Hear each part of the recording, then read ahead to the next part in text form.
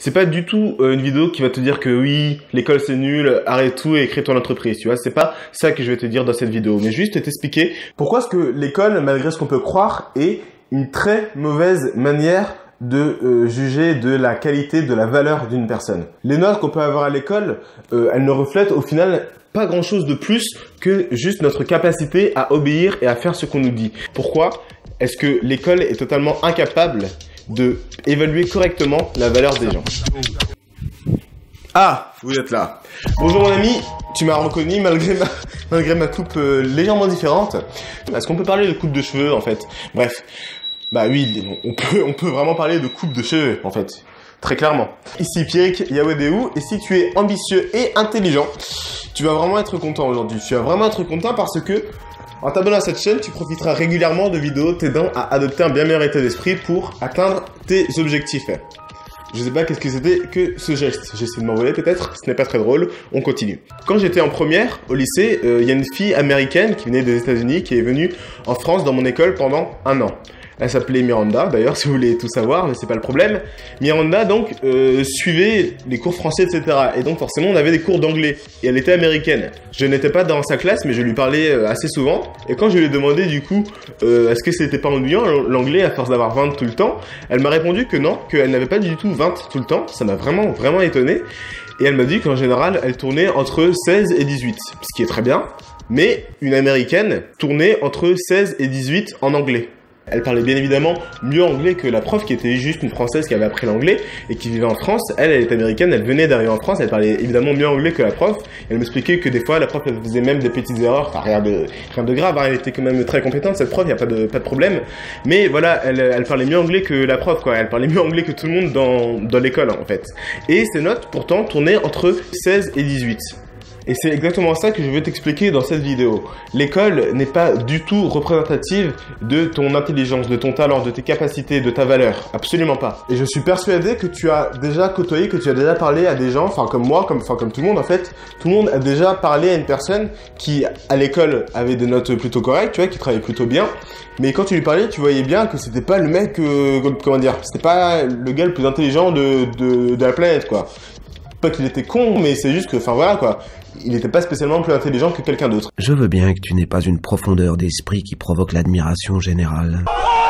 Et pourtant, il avait des plutôt bonnes notes. Et à côté de ça, tu as très certainement aussi déjà rencontré, comme moi et comme tout le monde, des gens qui sont brillants, qui sont vraiment, quand tu parles avec eux, tu te rends compte qu'ils sont vraiment intelligents, mais qui pourtant, à l'école, n'étaient pas du tout dans les premiers, tu vois, ils étaient même plutôt dans les derniers, ils n'avaient pas du tout des notes incroyables. Tu sais certainement qu'il y a plein de personnes surdouées qui ne sont pas bonnes à l'école. Enfin bon, c'est pas non plus systématique, hein. Faut pas croire que si t'es dernier de ta classe, c'est parce que t'es un surdoué. Probablement pas, mais ça existe et il y a beaucoup de personnes surdouées qui ne sont pas du tout bonnes à l'école, tu vois. La plupart des surdoués sont bons à l'école. Soyons clairs là-dessus, mais ça existe quand même. Enfin bref, tout ça pour te dire que l'intelligence n'est pas totalement corrélée avec tes notes.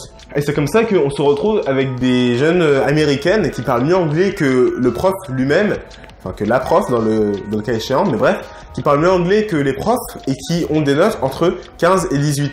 Parce que l'école, tes notes ne reflètent pas du tout, enfin pas du tout, presque pas du tout, tes capacités réelles. Elles jugent principalement ta capacité à suivre les consignes qu'on t'aura données. Et je trouve ça vraiment assez dingue, les gens qui prennent leurs notes comme indicateur de leur valeur, comme vraiment l'échelle de valeur ultime, parce que c'est pas ça du tout. Et j'ai déjà vu des gens pleurer, tu vois, parce qu'ils avaient des mauvaises notes, enfin... C'est pas grave. C'est pas ça qui veut dire que t'es bête, ça veut pas dire que t'es incapable de faire je sais pas quoi, tu vois, ça veut pas dire que t'es... un raté, ça veut pas du tout dire ça. Ça veut juste dire que cette fois-là, tu n'as pas réussi à répondre aux attentes arbitraires sur lesquelles l'école a décidé de te juger. C'est tout. Vraiment, ce n'est pas grave du tout. De toute façon, une personne qui par exemple se la pète parce qu'elle a des bonnes notes, ça veut très souvent dire que en fait, à part ses bonnes notes, elle n'a pas grand-chose à quoi se raccrocher. Elle n'a pas grand-chose pour être fière d'elle et du coup, elle se raccroche à ça parce que c'est la seule chose bien qu'elle fait. Et comme le dit Orelsan, on dira d'être premier, jamais d'être heureux. Premier, c'est pour ceux qui ont besoin d'une note, qui n'ont pas confiance en eux. Mais bon, après, bien sûr, on reste toujours raisonné, s'il te plaît. Ne tombe pas dans les extrêmes et prends pas ça comme justification.